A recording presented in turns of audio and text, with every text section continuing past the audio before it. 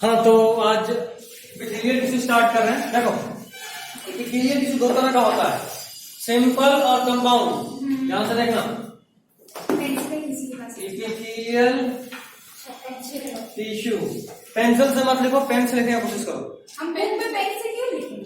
Pen से इसलिए कि आज पेंसिल चल रहा है, दिखेगा तुमको। एक साल के बाद इतना डिम हो जाएगा कि दिखेगा ही नहीं। तो जब तुम्हारा नीट का टाइम आएगा ऑलमोस्ट 2 साल के बाद, तो तुमको ये दिखेगा ही नहीं, दिखेगा क्या। बोले नहीं है तो, क्योंकि तुम लोग को पहला दिन आदत नहीं होता ना, और इंट्रोडक्शन वाला पार्ट चल रहा था।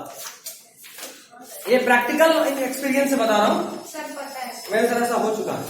एक बार लिखा था, फिर से दोबारा हमको वापस पेन चलाना पड़ा। हाँ, तो एक है सिंपल और दूसरा है कंपाउंड। देखो, अगर एपिथेलियल टिश्यू सिर्फ एक लेयर में हो तो उसको बोलते हैं सिंपल। और अगर एपिथेलियल टिश्यू 2 और या 2 से अधिक लेयर्स में हो तो उसको बोलते हैं कंपाउंड। सिंगल लेयर, और यहां पे मल्टी लेयर। सिंगल लेयर है, मल्टी लेयर, ठीक है। अब एक और बात सुनो, जो सिंपल एपिथेलियम है, इसका मेन काम क्या होता है? लाइनिंग। ये बॉडी के कैविटी को, डक्ट को या ट्यूब को लाइन करता है, ठीक है। लाइनिंग का मतलब क्या? देखो, पूरा एनसीईआरटी का पॉइंट लिखवा रहा हूं, बट सिंपल टर्म्स में, ठीक है। तो एनसीईआरटी अंडरलाइन करने से कोई फायदा नहीं, पूरा बुक रंग आ जाएगा। ये इतना इंपॉर्टेंट है क्या? देखिए, क्लाइन इंपॉर्टेंट है, पूरा बुक ही रंग आ जाएगा, इसलिए हम साइड में लिखवा रहे हैं। जब साइड में छोटा लिख लो। तो लाइनिंग टिश्यू कैसा है? Lining tissue lines cavity, ducts इत्यादि, इसको लाइनिंग करता है। इसका काम क्या होता है? ये प्रोटेक्टिव होता है। क्या, कैसा फंक्शन है इसका? प्रोटेक्टिव। और इसका एग्जांपल क्या? स्किन। आपके जो स्किन है उस पे केराटिन का डिपोजिशन होता है। लिप्स में भी जहां कहीं पे फ्रिक्शन ये सब होगा ना, वहां कंपाउंड आ जाएगा। जैसे माउथ, जैसे वेजाइनल कैविटी, वेजाइनल में कैविटी नहीं है, वेजाइनल स्पेस, एनस, इन सब जगह पे फ्रिक्शन बहुत होता है। तो यहां पे अगर कंपाउंड नहीं रहेगा तो दिक्कत है। कंपाउंड एपिथेलियम का फायदा क्या होता है? देखो, एक से अधिक लेयर में,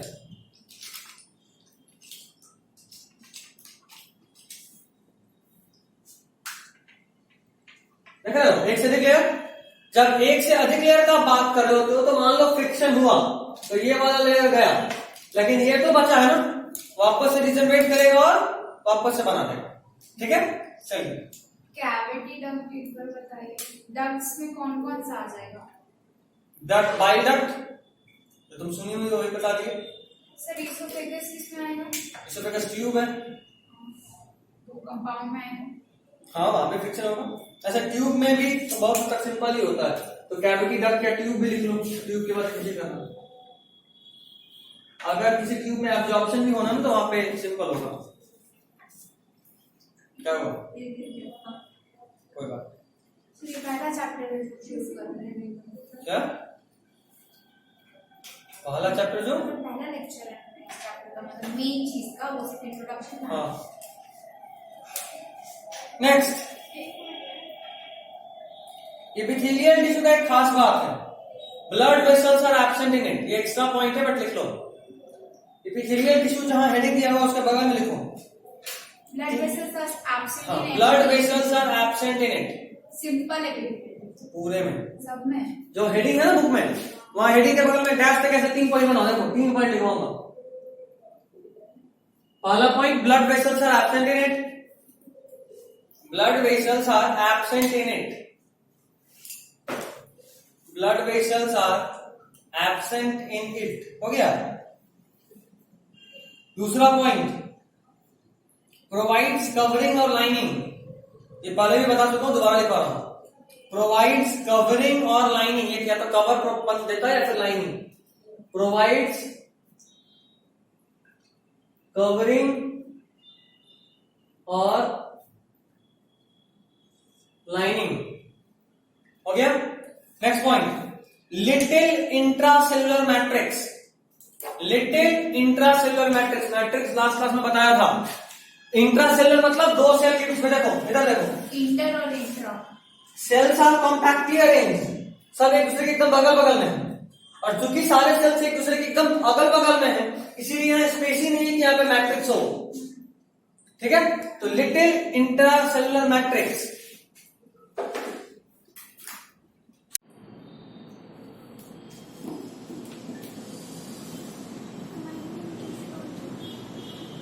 हो गया सर बोल, तब बोलो। बोलने से डरता है। शाबाश, बोले हम बहुत खुश हुए। किसी भी, बहुत ध्यान से देखना, एक्स्ट्रा लाइन बहुत इंपॉर्टेंट है। किसी भी इपिथेलियल टिश्यू में, एक्स्ट्रा लाइन मतलब बहुत कॉमन है लेकिन एनसीईआरटी में नहीं, तो किसी भी इपिथेलियल टिश्यू में सबसे पहले एक बेस होता है। इस बेस को बोलते हैं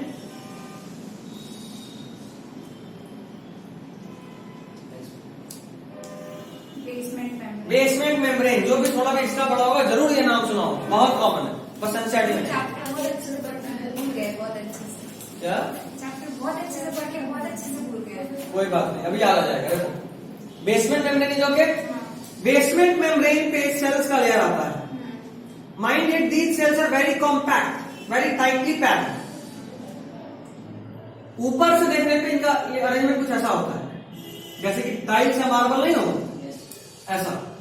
ये इतने क्लोज होते हैं एक दूसरे के कि ऐसा ध्यान से देखने पे लग रहा है जैसे रोड का जो फुटपाथ होता है, रोड के बगल में कैसा रेड रेड कलर के टाइल्स से बना होता है। रेड रेड कलर के टाइल्स से बना होता है, तो उसको बोलते हैं पेवमेंट। क्या बोलते हैं? पेवमेंट। पेवमेंट क्यों? क्योंकि पैदल चलने का और रास्ता है। तो ये इपिथेलियल टिश्यू मतलब सिंपल इपिथेलियल टिश्यू, सिंपल भी स्क्वामस। सिंपल का बहुत सारा टाइप होगा, सिंपल स्क्वामस इपिथेलियल टिश्यू। अभी बताऊंगा। तो ये जो स्क्वामस इपिथेलियल है वो इतना क्लोजर शेप का होता है कि इसको पेवमेंट इपिथेलियम भी बोलते हैं। स्क्वामस इपिथेलियम का एक और नाम पेवमेंट इपिथेलियम। लिखवाता हूं अभी, इतना समझ गया? ये डायग्राम बनाइए और बेसमेंट मेम्ब्रेन लिख लीजिए। बेसमेंट मेम्ब्रेन लिख लीजिए, बहुत इंपॉर्टेंट है।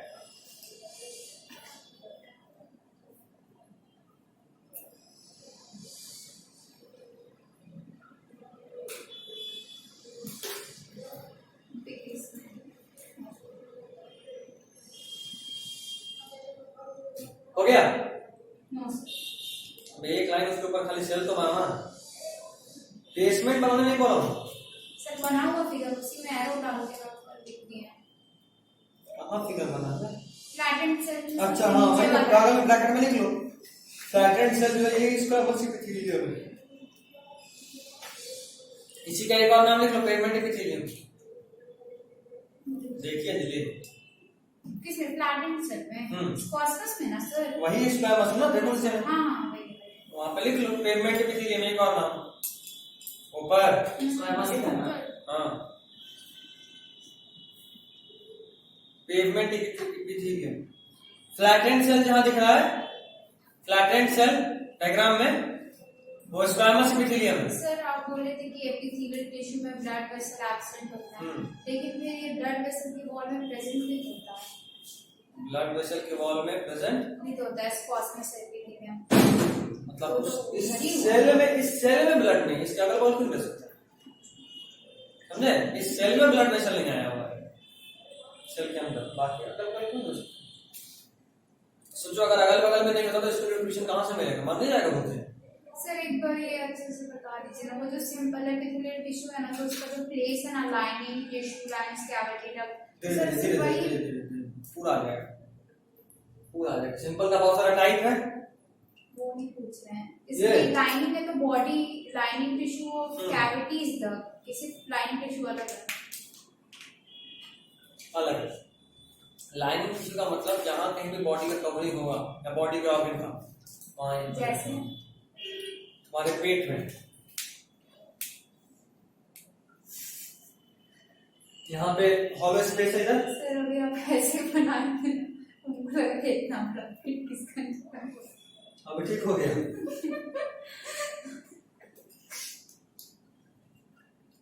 खैर ये हॉल स्पेस, ये उसका वॉल है स्टमक का। स्टमक के वॉल को यहाँ पे कोई तो कवर कर रहा होगा, हाँ वो एपिथेलियल टिश्यू। आगे बॉडी लाइनिंग टिश्यू, ठीक है।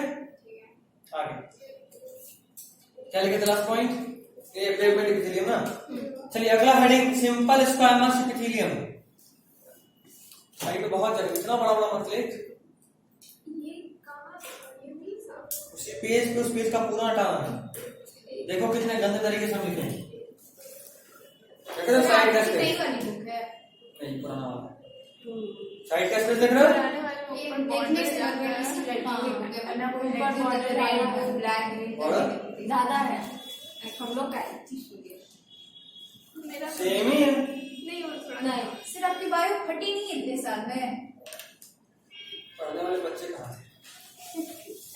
मेरा मैथ्स तो कवर करना सीखो, बुक तुम लोग कवर नहीं करते इसलिए पढ़ता है। सर मेरे में बाइंडिंग किया हुआ आज हम फर्स्ट दिन हम नया अपनी नई बुक हम इस पुरानी बुक यूज करते ताकि नई बुक खराब नहीं हो। एक मेरी बहन सील नहीं बोली कि मेरा बुक वापस करो हम पढ़ेंगे। वो भी नहीं दे रही है क्या, और बदले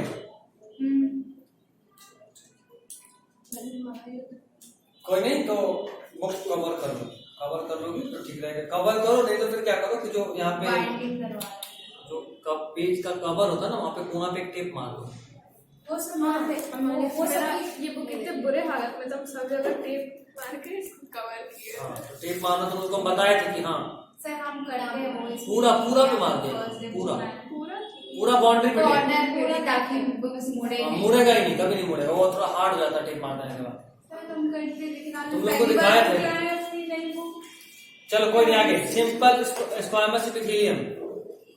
जो लोग नहीं आए उनको छूटना भी चाहिए, इसलिए बात नहीं मुक्के में सब हटेगा, थोड़ा छोटा छोटा लिखना। सिंपल स्क्वायमस एपिथेलियम, इसीलिए तो नोट्स को ऐसा बना दिया हूं कि कोई दिक्कत ही ना हो। अच्छा किसी के यहाँ प्रिंटर है? नहीं, कोई बात नहीं। तब हम पीडीएफ में ही आपको नोट्स देखना होगा, क्या हुआ? तब आपको पीडीएफ में ही नोट्स देखना होगा।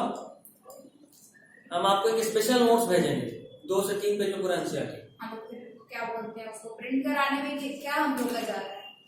हम बात पूछे कि अगर होगा किसी के यहाँ तो वो प्रिंट करा लेगा पहले, क्योंकि बाकी लोग को प्रिंट करना महंगा पड़ेगा। कोई एक क्या प्रिंटर होगा तो वो प्रिंट करेगा, बाकी सब जेरॉक्स करा लेगा, समझे। तो प्रिंट करा नहीं तो प्रिंट करा पीडीएफ पढ़ लेगी। पीडीएफ में नहीं पढ़ पाओगे, बहुत छोटा है उसका। सोच रहे 3 पेज में या 2 पेज में पूरा एक चैप्टर एनसीईआरटी का। हर चैप्टर का अलग अलग करते हैं। मेरे पास हल्का नहीं, खरीदना पड़ता है। अब ये पूरा करते नहीं, थोड़ा खरीद रहे हैं। जिसका जो पढ़ा रहे हैं उसे ये इम्पोर्टेंट लगा। अच्छा मुझे जैसे आप नीट का लास्ट ईयर का क्वेश्चन भेजे थे, वो टेस्ट में आएगा उससे क्वेश्चन? वो लास्ट ईयर का नहीं वो था, तो पीवाईक्यू का। हाँ तो प्रीवियस ईयर क्वेश्चन उसी को बोलते हैं। हाँ मतलब पीवाईक्यू उसका था ना, सर के टाइम का 10 साल पहले का था। सर के टाइम का Recent। 10 साल पहले जब आप नीट दे रहे थे वो तब का था ना, तो उस टाइम से 10 साल पहले का। नहीं, रिसेंट 18 का भी है। ईयर नहीं देखी थी 2008 खोल के देखती क्या है कोई?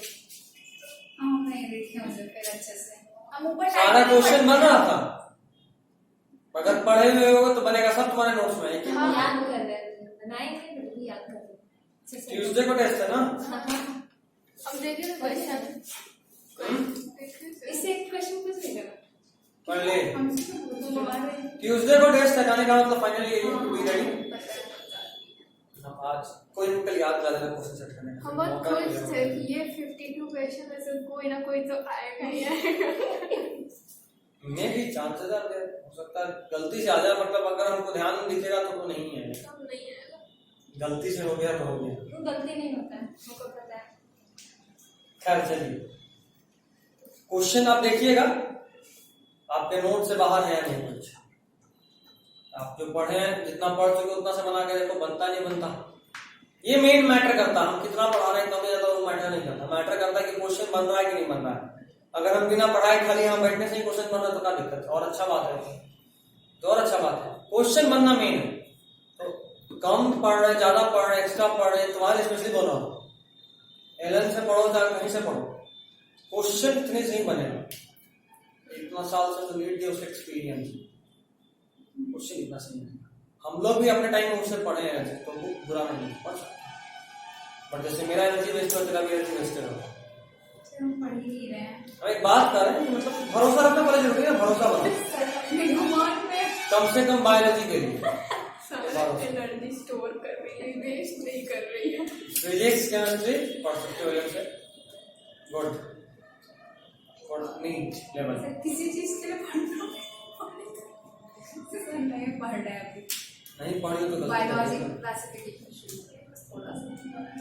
इस बार टाइम दिया हम क्योंकि बकरीद था, अगली बार से क्लास खत्म चैप्टर, उसके नेक्स्ट क्लास में टेस्ट। इस बार बहुत हैवी जल्दी कर दिया, 4-5 दिन के बाद टेस्ट ले रहा हूँ, अगली बार से उसके अगले क्लास में टेस्ट। तो साथ साथ चलिए अगले चैप्टर आप सर एक दिन रिवीजन भी करवाइएगा पूरे चैप्टर का साथ में। मतलब एक चैप्टर खत्म हुआ नेक्स्ट डे पूरा सारा चैप्टर का समरी साथ में। इनको कुछ अच्छा समझ नहीं आया। हम रिवीजन करना चालू करें, अगले हर अगले क्लास में रिवीजन हो जाएगा।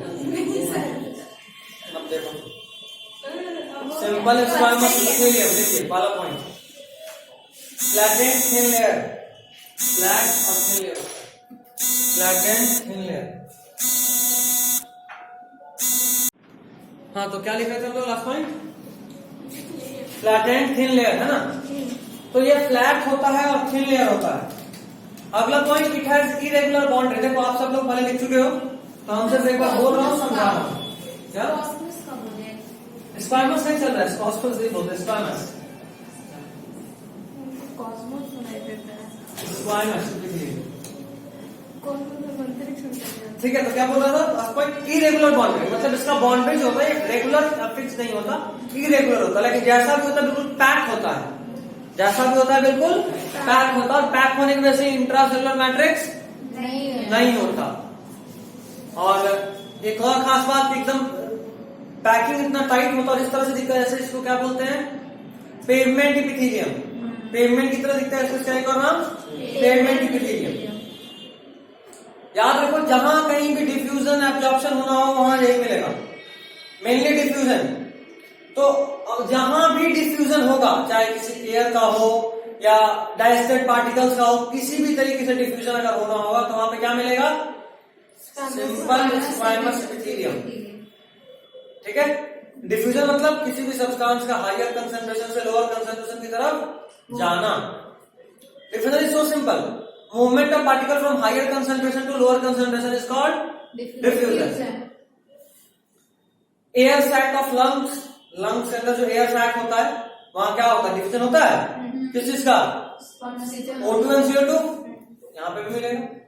अच्छा, उसके अलावा वॉल्स ऑफ ब्लड वेसल, ये बड़ा अजीब बात है, ब्लड वेसल के वॉल में क्या करेगा, अगर आप बात कर रहे हो वॉल्स ऑफ ब्लड वेसल, अगर आप ब्लड वेसल के वॉल का बात कर रहे हो, इसका मतलब आप ये बात कर रहे हो, जैसे मान लो यहां पे आपका डाइस्टेट फूड था, यहां उसका कंसंट्रेशन कम था, इधर से चीज इधर आएगा, मेम्ब्रेन को क्रॉस करा, higher concentration to lower concentration, diffusion हुआ। तो इसीलिए ब्लड वेसल का जो वॉल होता है, क्योंकि जहां कहीं पे एब्जॉर्प्शन होना है वहां तो आपको चाहिए, तो ब्लड वेसल के वॉल में क्या होगा, स्क्वायमस एपिथेलियम। ठीक है, next comes the simple cuboidal epithelium. Simple cuboidal epithelium में भी एक ही लेयर होगा, जाहिर बात है नाम है सिंपल, तो यहाँ मल्टीलेयर हो सकता है क्या, मल्टीलेयर जैसे होता तो कैसा बोलते हैं, कंपाउंड। तो यहाँ पे सिंगल लेयर ही है। बस खास बात यह है कि यहाँ पे जो बेसमेंट मेम्ब्रेन था, बेसमेंट मेम्ब्रेन के ऊपर जो सेल है वो कैसा है, क्यूबॉइड। आइए समझ लो बात, क्यूब शेप का सेल हो गया तो क्यूबॉइड बोले, सिंपल क्यूबॉइड एपिथेलियम। इसका मेन काम सिक्रीशन एब्जॉर्प्शन में है। मेन काम क्या है इसका, सिक्रीशन एब्जॉर्प्शन, मतलब देखो इंटेस्टाइन में एब्जॉर्प्शन होना है, या मान लो कोई ग्लैंड है वो सिक्रीट करेगा, तो जहां कहीं भी सिक्रीशन या एब्जॉर्प्शन होगा वहां किसका रोल आएगा। देखो ये थंब रूल फिक्स नहीं है, ऐसा नहीं कि अच्छा सर आप यहाँ भी बोले थे एब्जॉर्प्शन होता है, या जहां पे डिफ्यूजन होता है वहां होता है, यहाँ भी बोल रहे हैं जहां एब्जॉर्प्शन होता है। तो ऐसा कोई रूल नहीं है कि होगा तो यही होगा, नहीं होगा ना, लेकिन हाँ मैक्सिमम जगह पे ऐसा ही होता है। ये मैक्सिमम चीज हमेशा दिमाग रखना, बायोलॉजी में कभी भी कोई भी बात रूल नहीं होता, यहाँ हमेशा मैक्सिमम का बात था, मैक्सिमम जगहों पे ऐसा होता है, इट इज लाइक दिस। ठीक, चलिए तो क्या था, usually involve in secretion and absorption. Next point is found in duct of gland and tubular part of nephron. Nephron का डायग्राम याद है थोड़ा सा भी? सबसे पहले मालपीजियन ट्यूब्यूल, मालपीजियन ट्यूब्यूल के बाद PCT, loop of Henle, DCT और फिर फाइनली कलेक्टिंग डक्ट। पीसीटी का पूरा नाम? Pen. Proximal convoluted tubule. DCT का पूरा नाम? डीसीटी देख दिया, ठीक है, डीसीटी नहीं देगा तो क्या है? Distal convoluted tubule.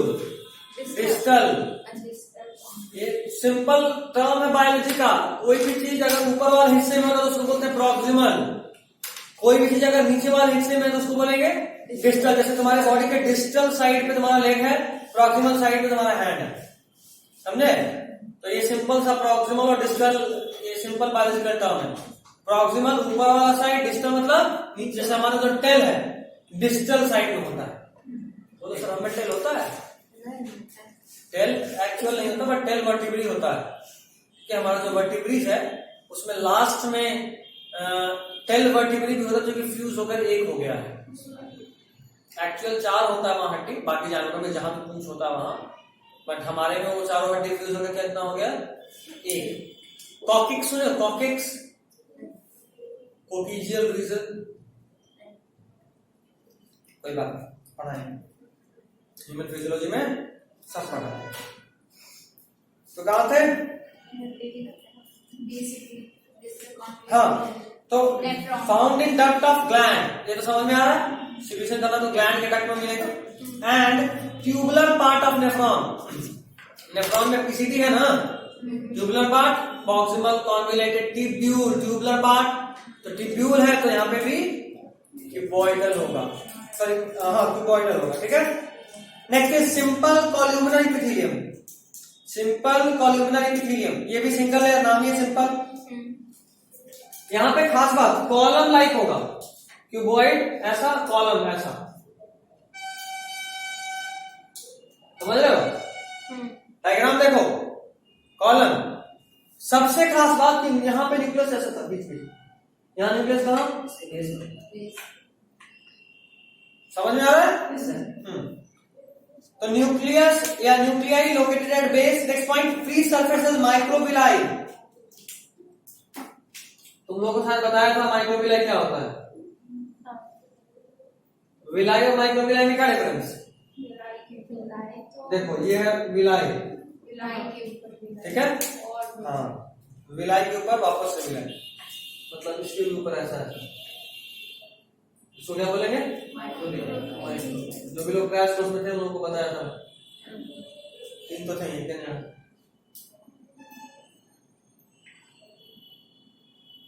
डन, कोई दिक्कत? डन। तो फ्री सरफेस में माइक्रोविलाई होता है। Next point, for secretion and absorption, इसका भी रोल सिक्रीशन और एब्जॉर्प्शन में ही है। For example lining of stomach and intestine, stomach और इंटेस्टाइन के लाइनिंग में ये सब होता है, बात है, यहाँ पे डाइजेशन भी होगा और थोड़ा थोड़ा एब्जॉर्प्शन भी होता है, तो उन सब जगह पे ये होता है। नेक्स्ट इज सिलिएटेड इपिथेलियम, ये थोड़ा इंपॉर्टेंट है। सिलिएटेड इपिथेलियम में खास बात देखो, इसके फ्री सरफेस पे सीलिया होना चाहिए,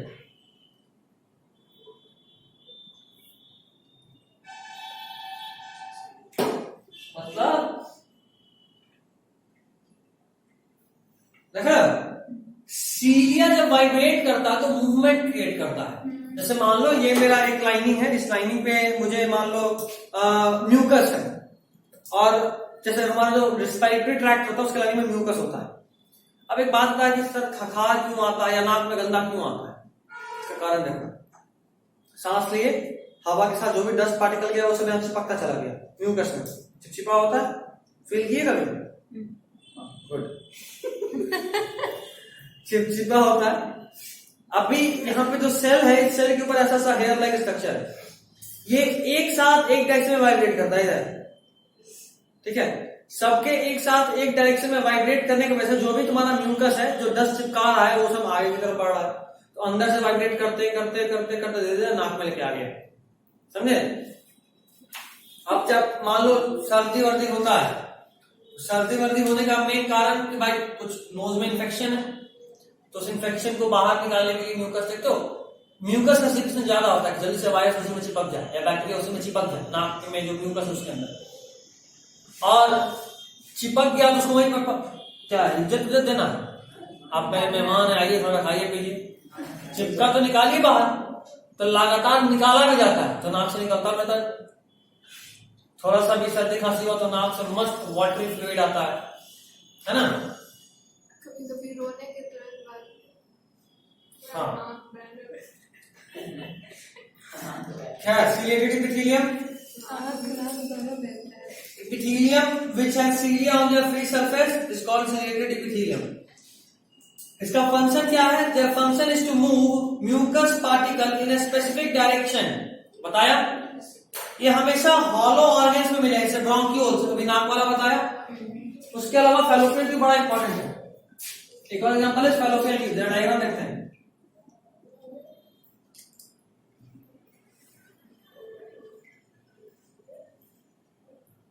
ठीक, जरा कोई बताओगे एग कहाँ रिलीज होता है? नाम बताओ।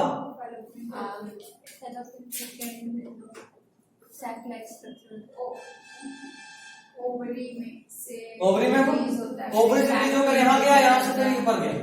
फर्टिलाइजेशन कहाँ होता है? यहाँ फेलोपियन ट्यूब का पार्ट का नाम है एम्पुला। यहाँ अभी यहाँ पे फर्टिलाइजेशन हुआ, इम्प्लांटेशन कहाँ होना है?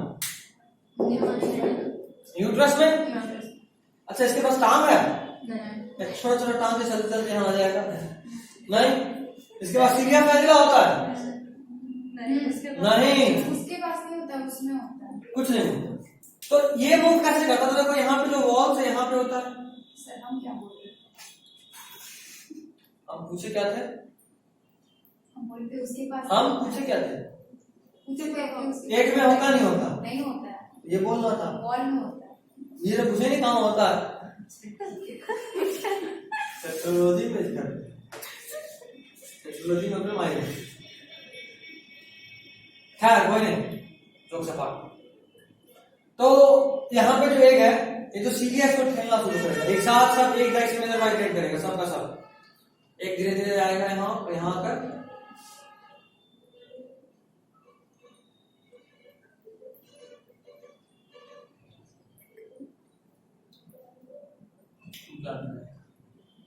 ठीक। तो एक यहाँ फर्टिलाइज हुआ था, एक मोटाइल नहीं होता हमारे में, एक is non motile, but despite of being non motile, this flagella in the walls of fallopian tube vibrates in one direction to move the egg from fallopian tube to uterus. ठीक है बनीकर? ठीक। जैसे यहाँ पे है उसी तरह हमारे ब्रेन में भी हॉलो स्पेस होता है। हमारे ब्रेन में कोई फ्लूइड होता है, नाम सेरेब्रो स्पाइनल फ्लूइड। अब नहीं जानते। हमारे भेजे में एक फ्लूइड होता है, उसका नाम अबे अंदर सेरेब्रो स्पाइनल फ्लूइड। और ये फ्लूइड भी लगातार फ्लो कर रहा होता है, न्यूट्रिशन प्रोवाइड करता है ब्रेन के अंदर तक। तो ये जो फ्लो होता है ये भी इनिशियल्स की वजह से होता है। और जो चेंबर होता है इसमें फ्लो होता है, उसका नाम है इपेंडाइमा। क्या नाम है? इपेंडाइमा। तो एक लाइन और है, ciliated epithelium lining the ventricles of brain and the spinal cord is called ependyma. Ciliated epithelium lining the ventricles of brain and the spinal cord is called ependyma. ठीक है? क्या? ठीक है, चलो। एक और एपिथेलियम होता है ट्रांजिशनल एपिथेलियम। ठीक है, एक और एपिथेलियम है ट्रांजिशनल एपिथेलियम, एक्स्ट्रा है, बट इसको अगले क्लास में ये ट्रांजिशनल एपिथेलियम करूंगा और फिर कंपाउंड में चला जाऊंगा। ओके चलिए किसी का सही कर रही है। क्या पहले नोट्स लिख लीजिए फिर आप तुरंत